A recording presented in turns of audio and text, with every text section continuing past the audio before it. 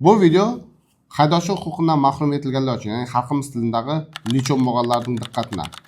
Endi siz haydovchilik huquqidan mahrum bo'lgan bo'lsangiz, sizga kerak bo'ladigan hujjatlar haqida ma'lumot berib o'tamiz. Bu savollar bizning direktimizda dim ko'p beriladigan savollar, shuning uchun birdan video chiqarishga qaror qildik.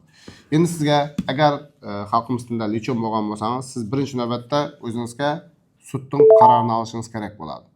Sudning qarorini olganingizdan keyin avtomaktablarga borib turib 30 soatlik malaka oshirganlik to'g'risidagi sertifikatingizni olasiz. Sertifikatingizni olib turib, undan keyin 083 shaklidagi tibbiy ma'lumotnomani olishingizga to'g'ri keladi. Tibbiy ma'lumotnomani olgan vaqtingizda e'tibor beradigan jihatingiz, siz manderdagi QR kodni telefoningizdan kamerasini ochib skanerlab ko'rasiz. Undan keyin qatorida kodi bor. Kodini terib ko'rgan vaqtingizda bazadan chiqish kerak. Agar bazadan chiqmasa, siz imtihon markazina borib turib, bazadan chiqmagan uchun qaytib kelasiz. Qaytmaslik uchun ana shu narsalarga e'tibor berishingizni so'rab qolamiz.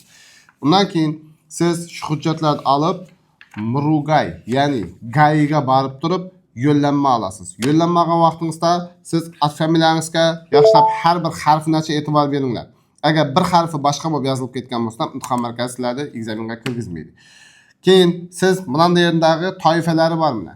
Toifalarga e'tibor beringlar. Agar sizda oldin lichon bo'lmasingiz, oldin sizlarda A, B, C, D toifalar bo'ladigan bo'lsa, biroq hozirgi kunda sizga ularning bo'lgani B toifa kerak bo'ladigan bo'lsa, C toifa ya qurg'ani A toifa kerak menga desangiz, ana shu toifani yozdirib oling menga. Sabab siz imtihon markazina borib turib, oldin nazariy test topshirasiz. Nazariy testda 20 savoldan kamida 18 tasini topsangiz o'tgan hisoblanasiz. Undan keyin amaliy testga kelgan vaqtingizda haydovchilik huquqida, haydovchilik guvohnomasidagi, ya'ni mana yo'llanmangiz bo'ladi sizning. Ana shu yo'llanmangizdagi eng katta toifadan amaliy mashg'ulot topshirasiz.